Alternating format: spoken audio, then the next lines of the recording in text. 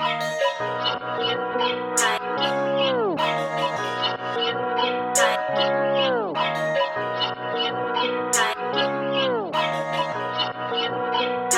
right, so here we are, No Cap Radio, um, and this episode is special because this is the first guest to actually come on the show twice, and we did a lot of quick prep work in order to get this episode out because we have an election coming up that we wanted to get this message across to the people before the election actually took place. So beside me to my left here, we have Virginia House of Representatives runner-up Joshua Cole. I'm Domi. Of course, this is my co-host Reese, aka M Easy, and thank you for being on the show, brother. I'm excited to be You back. know, and I know we kept you off guard. You in your t-shirt, you representing because you've been out knocking doors and doing what you. So just explain a little bit what today entailed for you. Yeah. So actually today, this is, I don't even know what today is. What is it, the 19th? Today is Tuesday. Tuesday the 19th. Okay. It's National Voter Registration Day.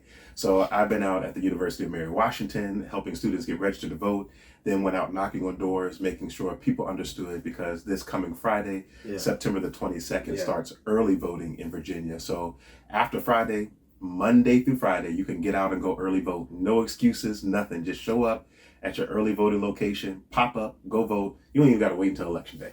See, let me tell you what. Beat that crowd, y'all. Right. Yeah, beat the crowd. But look, let me tell you, I told Reese, I said, I think Joshua Cole tricked me a little bit because I said, when is this election? He said, the 22nd.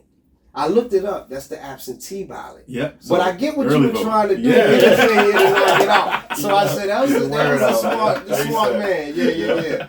So the 22nd, we have 4 days before we can film, edit, get this out. But a lot of people, I'm sure, are not aware of every election that takes place in their community. So we really wanted to do this so that people can get involved with what's going on in the community and hear it from you directly of the importance of this election. So let's start there. Why is this election so vital right now? So when we consider what happens on the state level, a lot of people get out, they go vote for the presidential election, even every 2 years, the midterm elections. But it's typical here in Virginia, we have elections every single year. And so we suffer from what's called strong voter fatigue, meaning after 11 million elections, we tired out. We ain't gonna keep showing up to vote every time. But this year is how, the people in power who hold us down, that keep their foot on our necks, these are the type of elections where they get elected. Prime example, when I was in the House of Delegates, we voted to decriminalize marijuana, and then we legalized marijuana. And we put in a plan for starting in 2024 where marijuana could hit the market. There was an election in 2021. The Republicans took control of the House and they halted the market part of the marijuana legalization. And so there's a bunch of people who are putting into the State Corporation Commission. They're getting their businesses started and they're excited because they think come January 1st, they can start selling marijuana out of their stores, and they don't know that the new governor has put a halt on that. And so what that has also created is loopholes in the laws for police officers to come and get us, as it relates to, right now it's legal for you to carry less than, I want to say, an ounce of weed. You can also have about 3 or 4 plants in your backyard. You can smoke weed in your own private property. But there are loopholes as it relates to, the CBD gummies and different things like that. And so if you don't know what's going on, you can still get arrested thinking that it's been legalized. That's one of the major things that's on the ballot this November. We also have a governor who stated he wants a total abortion ban in the Commonwealth of Virginia. That's what I read. Yes. That's what I read. And I know you've been fighting vigorously to protect women's rights. Absolutely. Right. Yeah. And so we see that all throughout the southern United States. Virginia is the last state in the South that does not have abortion bans enacted. And so our governor has already stated if he gets control of the House of Delegates and the state Senate, he will enact a total abortion ban. Or right now, he's telling people, I'm only going to do a 15-week. But he's already told us in the past a 15-week abortion ban is his compromise. That means what he wanted to get through without having control of the House and the Senate. And right now he only has control of the House. He doesn't have control of the Senate. But this election, both all 140 seats of the House and the Senate are up for re-election. So there's a strong possibility that the governor can get full control of the House and the Senate and do whatever he wants in the Commonwealth of Virginia. And see, that's what's so important when you talk about voter fatigue. It's so many, like annually there's an election. Yeah. But then it's all of the research to know who you voting for, what these candidates stand for. It's a lot of work that goes involved. And I just see you just sharing that little bit of information. Yeah. I'm sure a lot of people didn't know about it. So I guess just That's a lot. just getting that. Yeah, you can expand, man. Yeah. We just here to just learn because once again, we spoke with you, was it last year? 2021. 2021. Yep. It was so during the George Floyd stuff was going on. Exactly. Yep.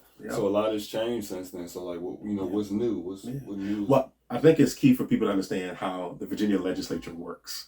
Number one, I'm not even supposed to be a member of the House of Delegates.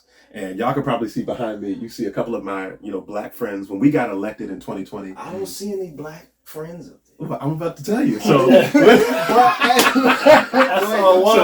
so when I got elected in 2020, I was a part of the largest amount of African Americans who got elected to the House of Delegates since Reconstruction. That's over 200 years, the 1800s.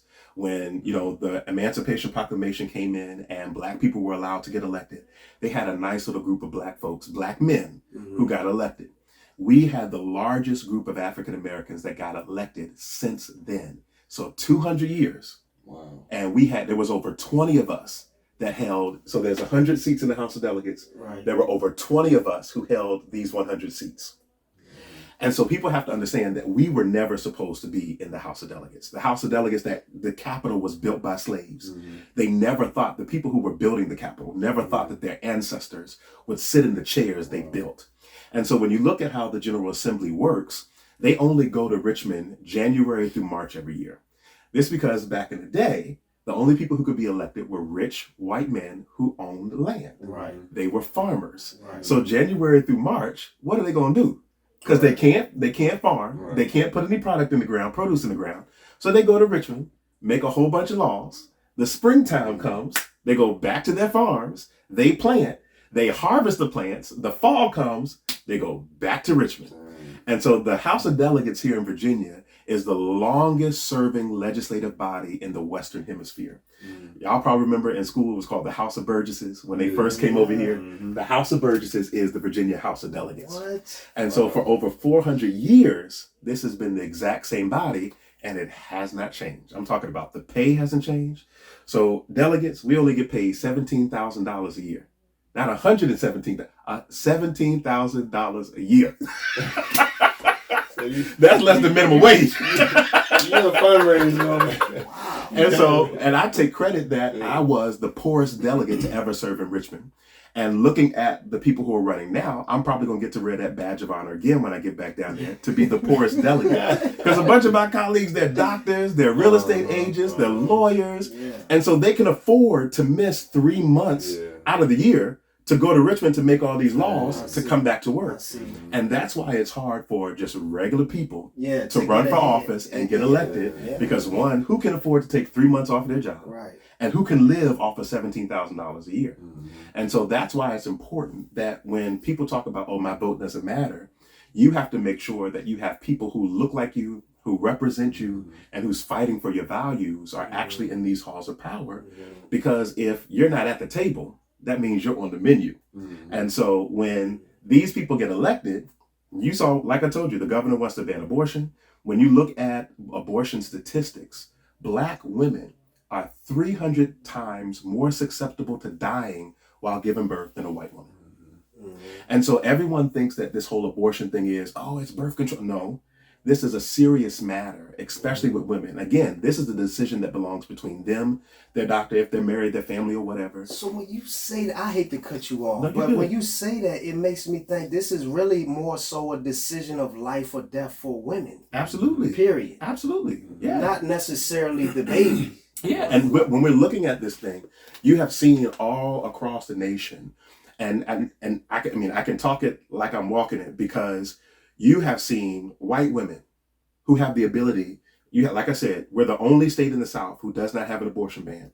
White women in Tennessee can afford to leave Tennessee and come to Virginia. White women in South Carolina can afford to leave South Carolina and come to Virginia. Now, I'm not saying black women can't afford, but typically the black women who need to have an abortion typically can be low income. Maybe they're older, maybe they were raped. And for many of them, those people cannot afford to leave their state and go 2, 3, 4 states over to a state where it allows it. And so this is the tragic reality. We were just looking at a story of a lady where abortion was outlawed in her state. She had to do a procedure on her own. She performed an abortion surgery on her own. When the state found out about it, they arrested her and put her in jail. Now, everyone's talking about it's because she killed her baby. Well, if abortion wasn't banned in her state, she wouldn't have to do the procedure on her own. Right. And so the sad reality is that could happen in Virginia as quick as July of next year. But see, I knew that would be the case. A lot of black market abortion procedures taking place as a result of this. Yeah. That's something that's really foreseen. But I want to go back to the point where you're talking about locking in for 3 months. When y'all go to Richmond, you're there for 3 months. Just January through March. So we work Monday through Friday. Weekends we get to come home. But January through March, Monday through Friday, we're in Richmond. And you may think that's a long time. But when you think about, you got 140 lawmakers, 100 in the House and 40 in the Senate, and we have no limits to the amount of legislation we can introduce. That's over 10,000 pieces of legislation we have to deliberate and argue over in 30 days. Because I told you it's 3 months, so it's roughly about 60 days. You get 30 days to handle your business in the House, pass all the bills that you're going to pass out. Then you get to something called crossover. And then the next 30 days, you're dealing with the other house's business, and you got to get all that stuff done before March gets here. So it's really a grind. Welcome to politics, ladies. Now, this is when you bring the pages come in. So is there any press or media there to kind of... Absolutely. And so this is where, everyone hears the big news of what happens in D.C. We already know that the government in D.C. is threatening to do a government shutdown. So if you have any family members that work for the federal government, they're probably about to be out of a job for a couple of weeks, right?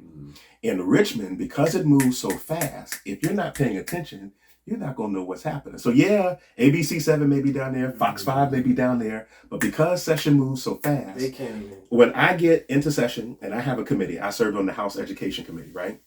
And so we have, like I told you, 30 days to deal with all the laws dealing with schools and education, teacher pay, all that stuff. I get in 1 week and they give me a list of all the bills. It could be as short as 5 bills for this week, or it can be as many as 100 bills that we need to get done in a week. And the Education Committee only met on Mondays and Fridays. So that means on Monday and Fridays, if it was a long week, we were in there forever trying to get all these pieces of legislation done. And I could go in a committee at 6 a.m. in the morning, do that committee. We won't finish our business because we have session every day at 12. That's when we all go on the House floor. You don't finish your business, after session, you got to go right back into that committee, and it can last as long as 9, 10, 11 o'clock at night, trying to get all those bills through. Do you have any heads up of what the bills are going to be when you get there? So you know, some time to think it over? So when we go in and we write the bills, election days in November, you typically have between December and January to get your ideas together, submit them over to the lawyers who actually help you write the bills. And then you have a deadline. The first week of session is the deadline to turn in all your pieces of legislation. Once all that has been submitted, then the clerk puts all the bills in the system. They give them all bill numbers. So you may hear us when we're in session talk about lingo. We'll say HB 675 or SB 280. Those are bill numbers. You have HB, which is on the House side, SB, which is on the Senate side. And so we can see all the bills that have been introduced, but they will divide them up by committees. And there's 14 committees on the House side, and that's from education, housing, policing. It can be anything that those committees are on, and they divide them up into categories.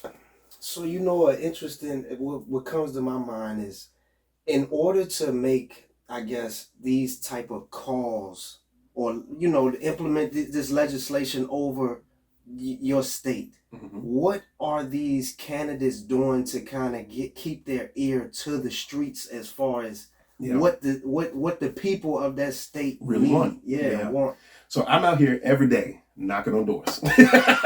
Yeah. And I implore you, if you guys are watching this and I pop up at your door next week, talk to me about what you're concerned about. I knock on doors every day, and I'll talk to maybe about 100 people a day.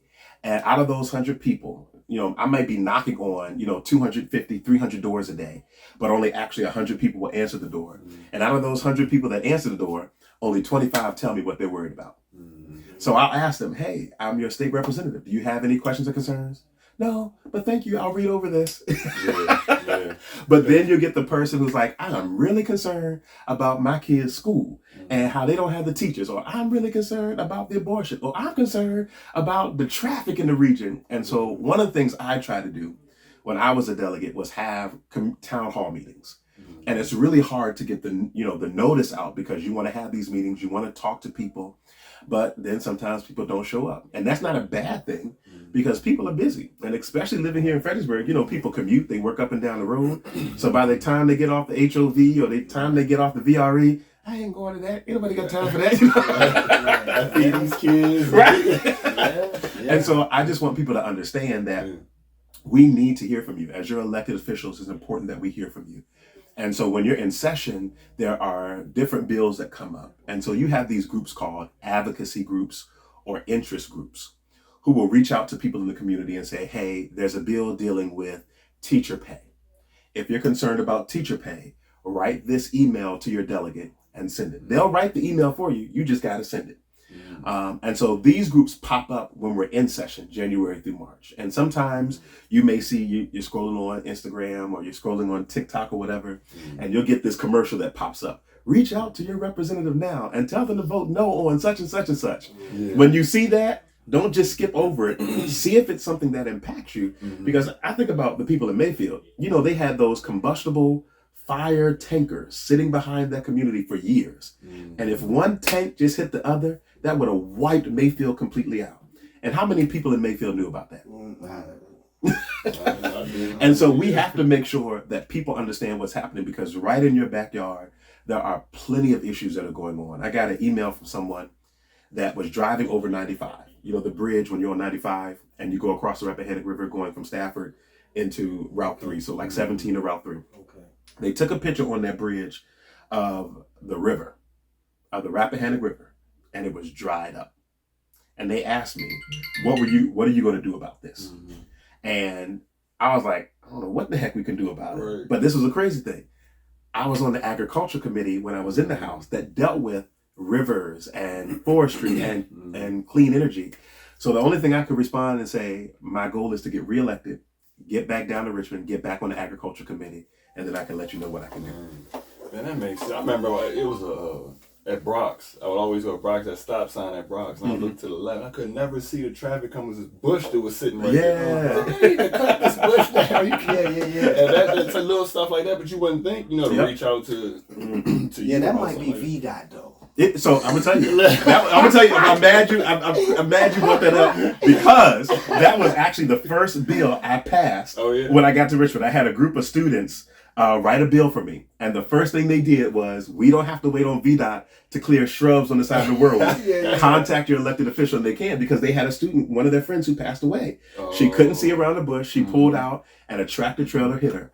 And so the very first bill I ever passed was those students wrote that bill for me to have you contact your local government to have them move them shrubs. And so see, contact your local government. Good point. But see, that's the thing. People may not necessarily know the power that you all have and what you all are capable of doing and how quickly you can get it done. Man, it's so many questions and thoughts running through my mind right now. I don't even know. Well, I want to at least say this, because especially for those in the Black community, we say all the time, well, I'm not going to vote because my vote don't matter. And the first time I ran for office, I lost by 73 votes. A lady who was running with me for the Board of Supervisors lost by 12 votes. I'm sure y'all know 12 people in Mayfield who probably didn't vote, and all you had to tell them was show up and vote. And we could have won back then. And the same thing now, as we're gearing up for this election in November. So election day is November the 7th. So early vote, September the 22nd, all the way through. But as we're considering this election, this is what we call an off your election. And so they're already saying, Josh Cole, you can win, but the only way you're going to win is making sure that folks show up and vote. And so what's important is, and I say it all the time, make sure Lottie Dottie and everybody knows about the election.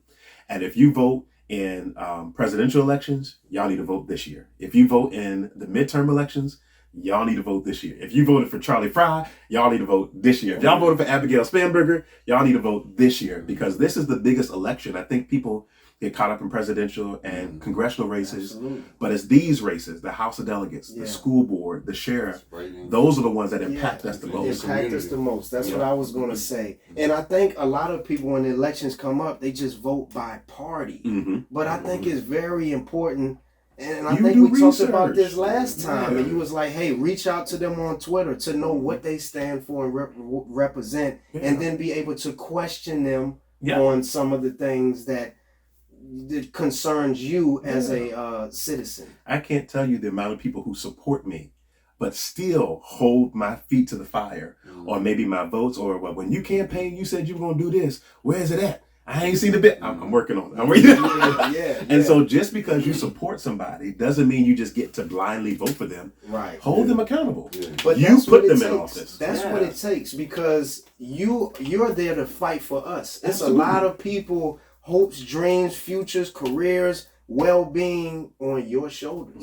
So even though they may only pay $17,000, hey, I'm gonna work like they're paying me $6 figures. Exactly, because it's a lot riding on what the work that you're doing is more valuable than the money. Yeah, absolutely. We're gonna take a quick break, and we'll be right back. This is No Cap Radio.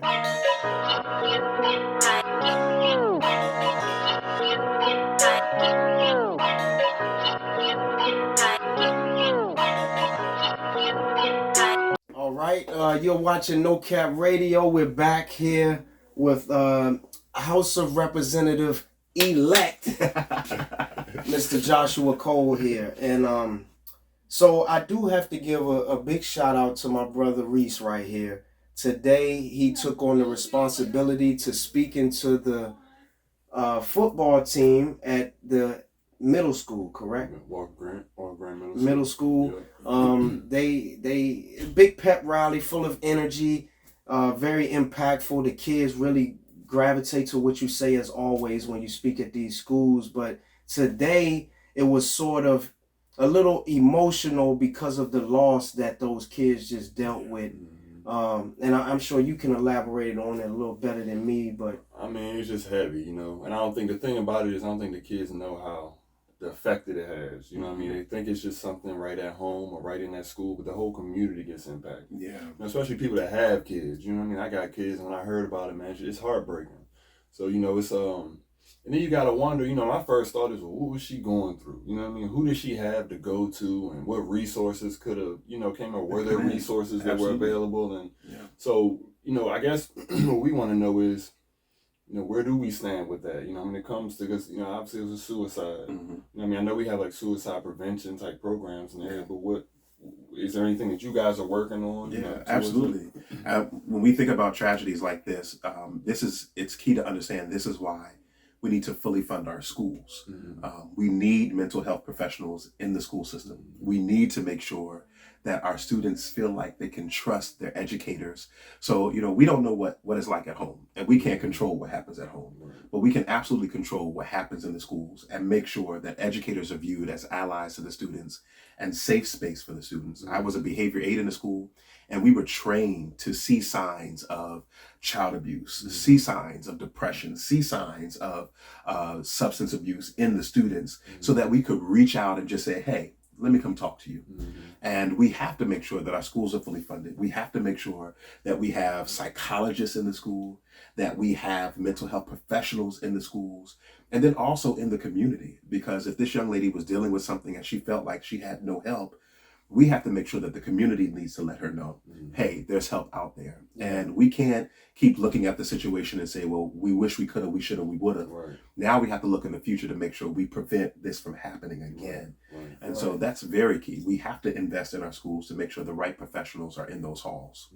Yeah, because it does make every parent concerned about their children's mental health at this point, dealing with suicide at such a young age, 12, 13 years old.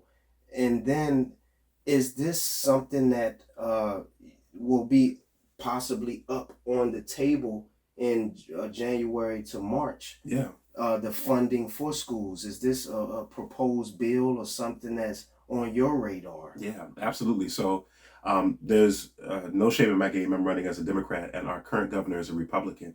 And that's one thing I give him props for. He has already stated he wants to invest more money in mental health and mental health in our schools. And so that's one of the things I actually do look forward to getting to Richmond, to actually working with him on. You got a bunch of partisan issues, and someone's like, well, I'm not going to work with them because they're this party, they're that party.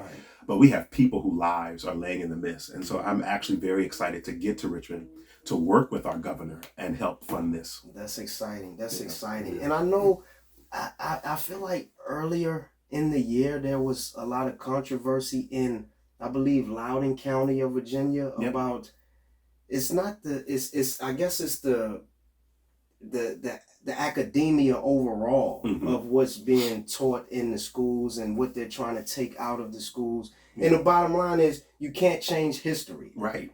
You know, and in order to not repeat it, you actually need to tell it. You need to know it. The right way, you know. So is this something that the governor is still dealing with? He is, yeah.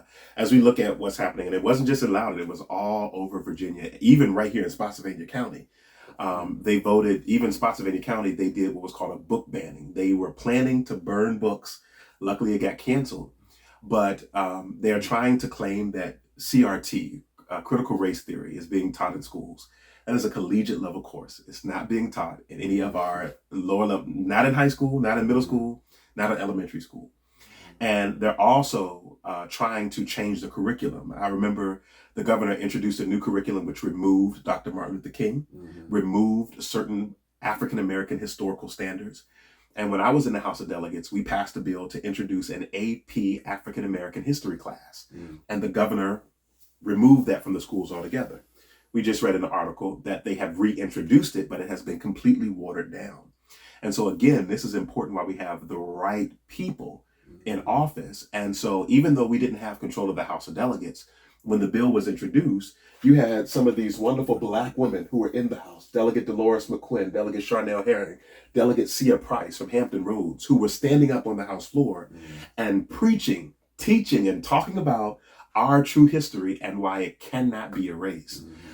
Even all the way down to these Civil War monuments that we see all over, our community. Some people don't care about it. And some people are like, if you remove these statues, it's removing our history. But this is one thing to understand. When desegregation was happening in the South, it was this body right here, the House of Delegates, without any Black members. All racist Democrats back then, because the party switched. Racist Democrats back then who said, okay, fine. You want equal rights for Black and white folks? You want to let Black folks vote? Cool. You can let them do that. But we're going to put these statues of my great-grandpappy, who was a Confederate general, and we'll never let you forget where y'all came from. And so these statues were erected not to celebrate our history, because the Confederacy was a traitorous nation. It wasn't to celebrate our history. It was to remind Black folks that y'all were always slaves, y'all always going to be Black, and y'all always going to be less than. And see, you know why I believe that? Because I've recently read an article where I can't say the name because I don't know, but it was one of those big, as Fort Knox, Fort Gordon. It was one of those big names. Where just had a name change. Yeah, well, they named it, but they don't see why they was ever given this general was ever honored in the first place, because he actually he committed treason against the Confederacy, and some of the big Confederate leaders like Robert E. Lee even didn't like him, but yet they celebrate. And that's what makes me think, hey, they were just trying to throw it in our face, not necessarily that they honored these Confederate soldiers. Go over to Germany. Are you going to see a statue of Hitler standing up there? Are you going to see any of these Nazi generals' names on streets, on buildings? Are you going to see statues of them? Absolutely not. So why do we do it here in America? Right. Things that make you go, And that that was a big thing. Wasn't in Richmond? They were tearing all the remember that whole thing? The Robert E. Lee statue. Yeah. Tearing all that Yeah, down. it's definitely taunting. It's just to taunt you. Yeah. Here's another thing. I've been trying to do some reading research. Can correct me if I'm misspeaking, but an article online is actually saying you were the first black LGBTQ. No, man. Yeah. I know it doesn't sound Or was it from here?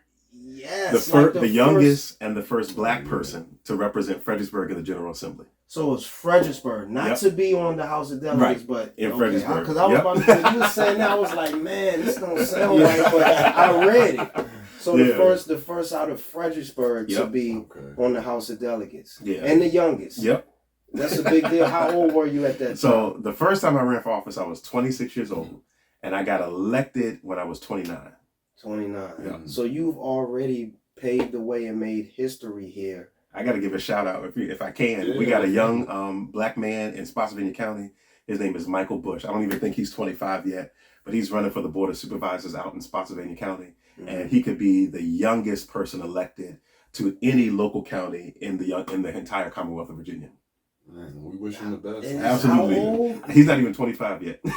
Wow, man. Well, congratulations to that brother, man.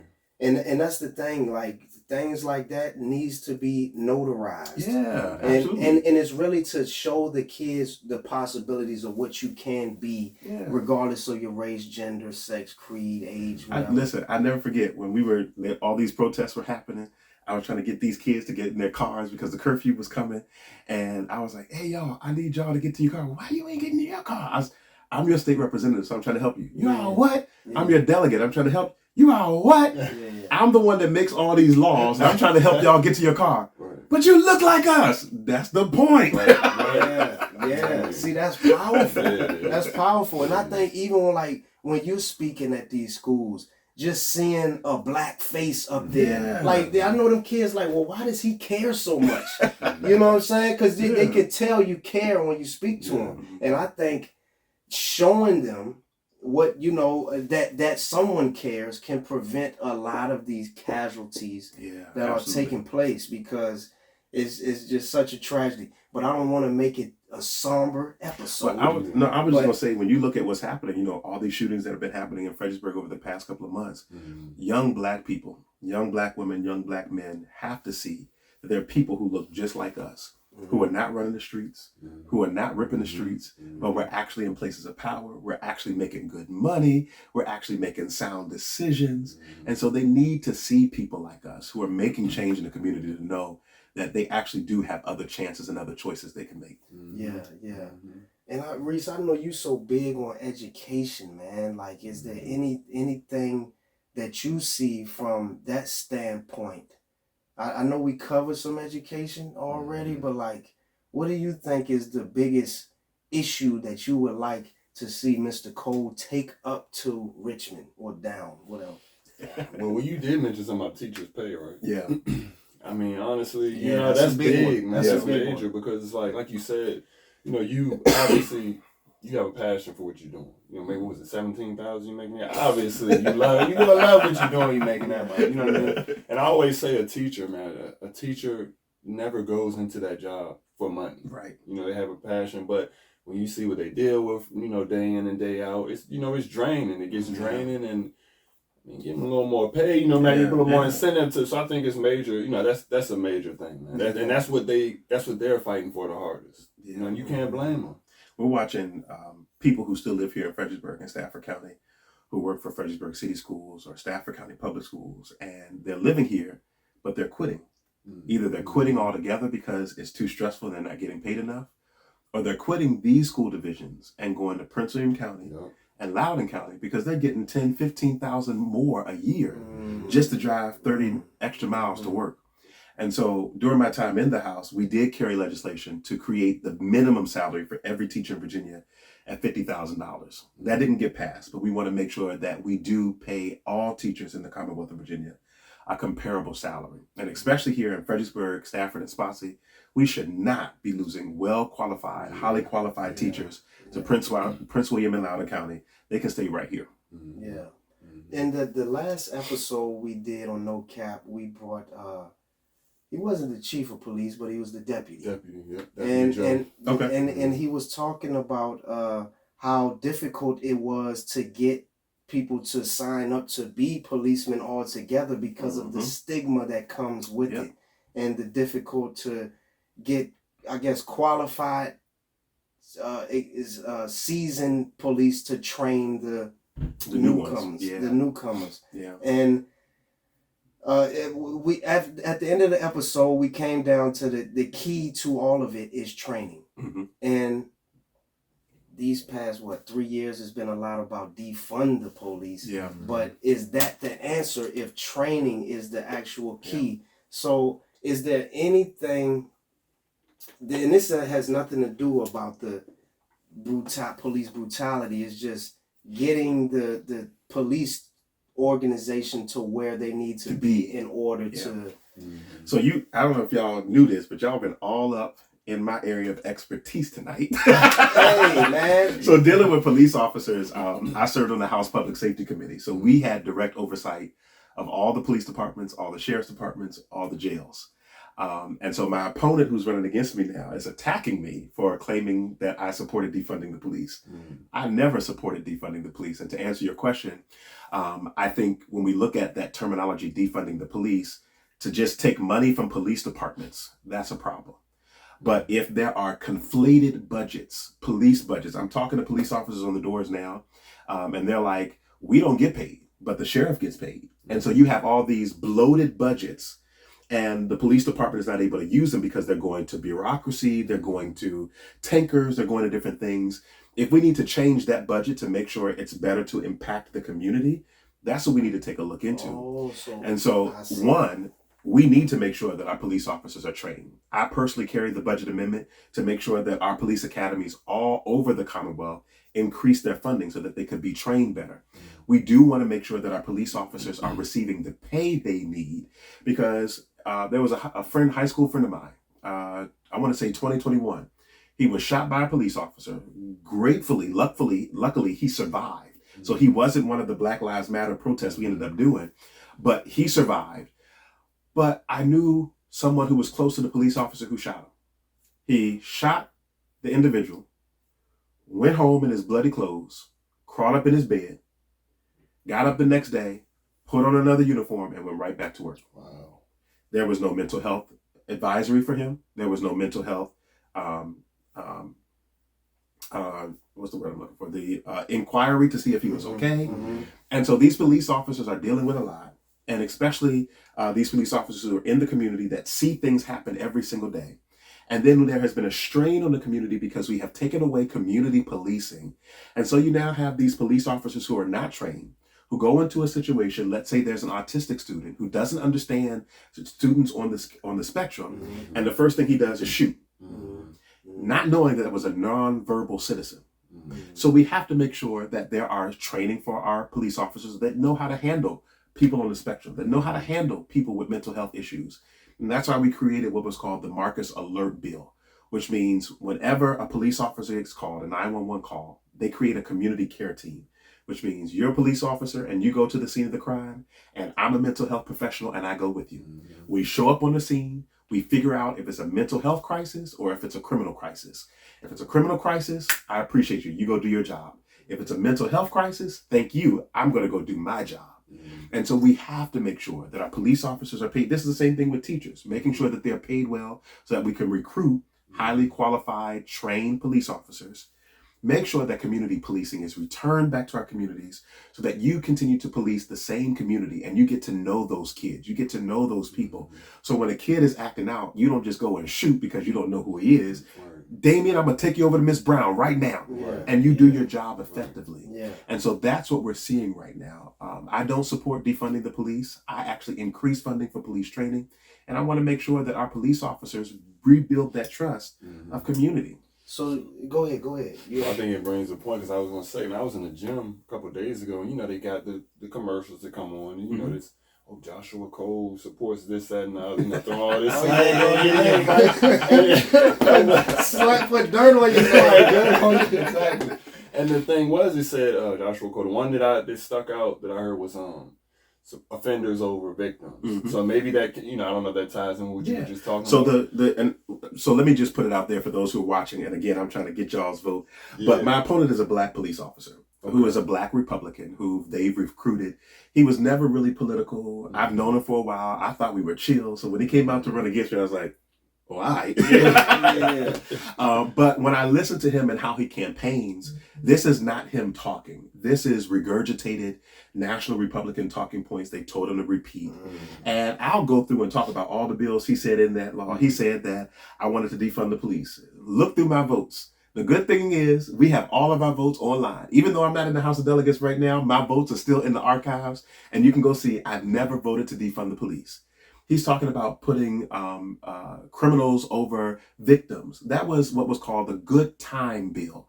We created a bill that said if you have been in jail for a long time and you have good behavior, you can buy your time back. It doesn't mean you're going to just get released for free, but it means if you've been in jail and you committed a crime a long time ago, you could get to buy your time back. And not only do you get to buy your time back, we don't just release you when you bought your time back.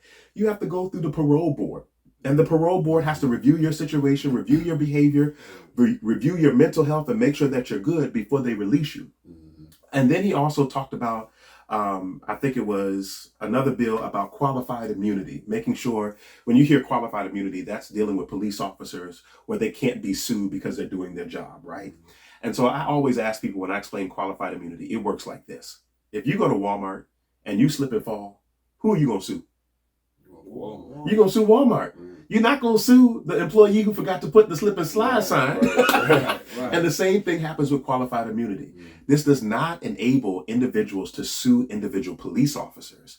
This just enables people to sue the police department or the sheriff's department if they have rightfully been wrong. And furthermore, say you get pulled over and the cop roughs you up and beats you up and you take it to court. You want to have access to that body cam. You can't sue to get access to that body cam footage because it's protected by qualified immunity. So the police officers don't even have to submit the body cam if the judge doesn't ask for it. So you can sue, you can ask for the body cam footage, and they can deny your request. It's called a FOIA request. They can deny your FOIA request because of qualified immunity. And so all we said was, if a person has been wronged, they should have access to the police records, whether it's their body cam footage, their ticketing information, or whatever have you. Or even if a police officer has done something wrong, a family should be able to sue the police department or the sheriff's department, not the individual police officer. And so he's making all these claims because he knows it's easier to spread a lie than it is to spread the truth. And that's how propaganda works in these political spheres. And so whenever you're watching a TV show and you see a commercial, another thing I got to point this out too. For Democrats, when we put out commercials, we got to go through a whole legal jargon and make sure that it's approved before we can put it out there. The Republicans don't have to go through that. They can put it live on TV and that's it. That's what I thought. At least it had to hold some type of weight. They just saying whatever. And then they put these little things at the bottom, and then people don't know how to look that stuff up. No fact checks. They had a thing on where it says he accused me of wanting to remove school resource officers out of schools and make the schools less safe. And the proof was he had a letter from the Virginia Black Caucus that said we wanted to reduce school resource officers in schools. And because I was on the executive staff for the Black Caucus, that was his proof.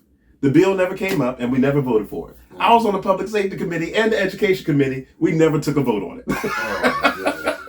So how do you deal with that? Because it's a semi form of bullying. Yeah. So absolutely. do you just treat it like a sport, or do you ever internalize this? Oh, absolutely. I mean, I get mad when I see my face on it. But this is the truth of the matter. First, they have First Amendment rights because they really can say whatever they want to say. And that's one of the founding factors of America is that you can talk about the government and not be hanged or not be put in jail, unlike some of these other countries. But one of the things that I love about it is when I happen to go knock on doors, some people will ask, I was knocking on doors last week and I didn't know this, but he was a current police officer, answered the door. And he said, oh, we just saw your commercial. And so I started talking to him and his wife, and he said, well, I got some questions for you. What about qualified immunity? And so I knew it was coming from the commercial. Yeah. So I began to talk to him. He's like, okay, I appreciate that. Yeah. By the way, I'm a police officer up in such and such. And I was like, There you go. and so, and this is another thing too, like when you think about all these lies, my godbrother's a state trooper. I'm cool with all the sheriffs in the region. So when all those bills came up, I communicated with these people to say, hey, these are reforms that people in the community are telling me that we need. How do you all feel about them?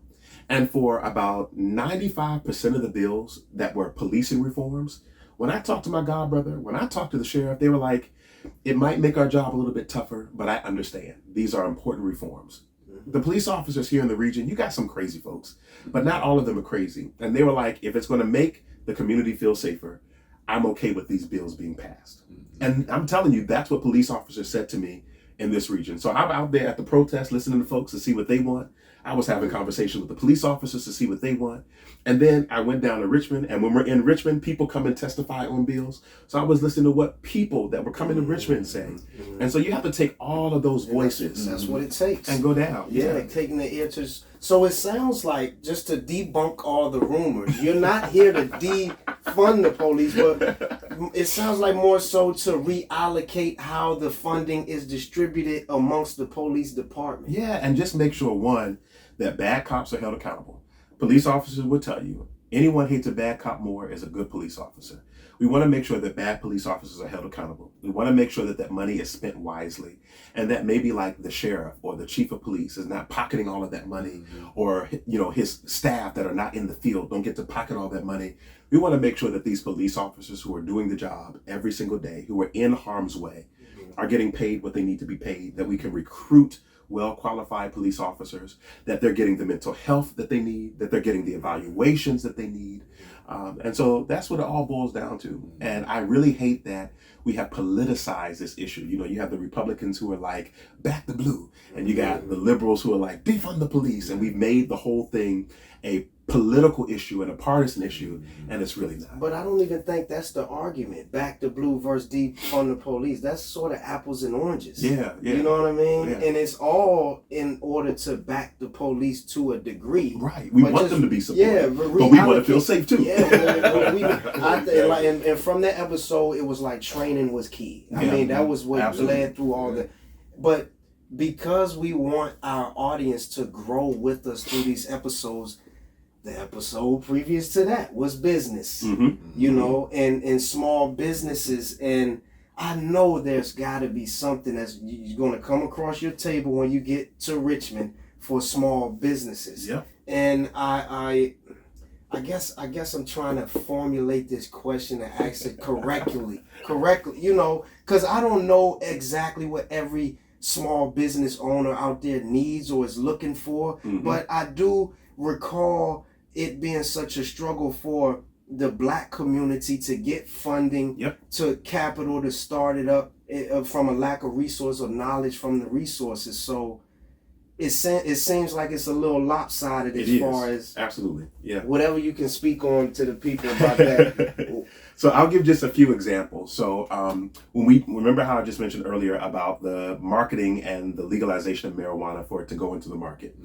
One of the things that the Black Caucus pushed the governor on when we legalized marijuana is to say, hey, first of all, we don't want Altria, we don't want Philip Morris, these are tobacco companies in Richmond, to sweep in and command the market.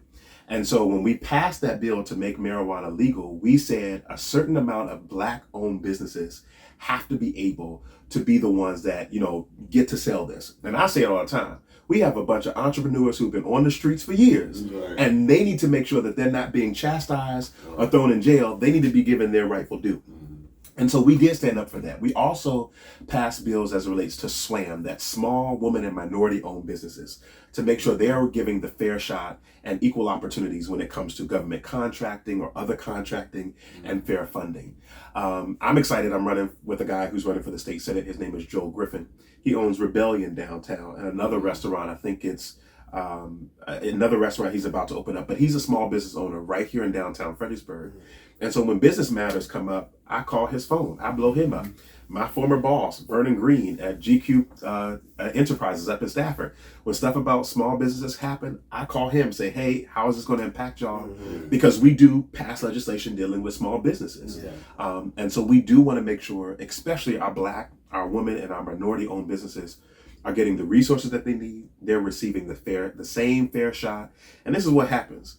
You got a bunch of these white business owners who get into the House of Delegates and get into the state Senate. And when the budget planning comes, the first thing they do is they blow up I got this coming through the pipeline. I'm gonna make sure you get it. Right. We need to make sure we got our folks. And that's why I'm a proud supporter of the Virginia Black Business Expo and the Virginia Black Business Directory.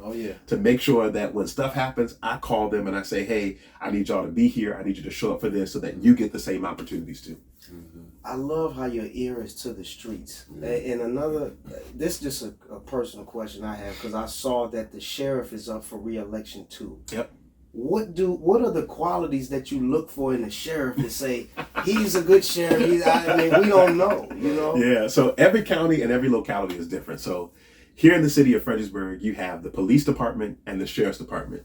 The police department is what people typically interact with. They're the ones that are on the streets. They're the one who you see who will pull you over in Fredericksburg. The sheriff's department is more concerned and focused at the courthouse. So that's who you interact with when you go to the courthouse.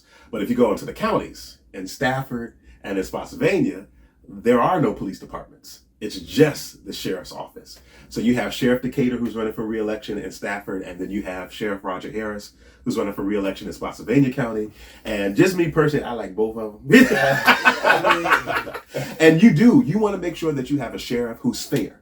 You have a sheriff who believes in diversity, and Sheriff Roger Harris is I believe, the only sheriff's department in the region who has signed a diversity proclamation and agreement to make sure he's hiring diverse staff in Spotsylvania County. And so you want to make sure you have a sheriff who's fair, a sheriff who is accessible. And if you know these names, Roger Harris, Sheriff Decatur, if you know these names, that means they're doing a good job. You also want to make sure that if there's a problem with the sheriff's department, that you can call them and that they can address the issue and not just say, oh, we'll get back to you later. We have to make sure we have sheriffs that are in the community, that knows what it's like to deal with community policing and actually care for the community that they're serving. That's exactly what Deputy Joe said, man. You gotta be relatable. Absolutely. In the community, so that makes a big difference. That's what he said. You have to interact, so you have to be hands-on. That's why you keep saying your ear is in the streets. You're actually listening to the people that these laws or legislation would impact. But all throughout this show, you have spoken several times about mental health. And this has become such a common, prevalent, where it's like everyone needs some sort of support when it comes to mental health. And it's so many questions I could ask about this, but what are your personal concerns about getting this mental health crisis under control? I think there are a couple different things that we're looking at right now. One is the drug epidemic, whether it's the opioid epidemic that's going on, whether it's fentanyl. We're looking at people, and we have criminalized the drug epidemic when it needs to be a mental health focus. And so we arrest people, throw them in jail, and then they never get the help they need. So we have to make sure that people understand that if you have an addiction, it's not a criminal problem, it's a mental health problem. Another thing I want to encourage people, as a Black male, we need to make sure we are seeing counselors. And if you have health insurance, typically health insurance will cover that. And I want to encourage everybody, because as Black males, we deal with a lot. We have to be tough. We can't cry. And even if we were raised in a single mother home, we ended up being the daddy at the home too and taking care of responsibilities. Some of us had to go to work earlier than some of our cousins and friends.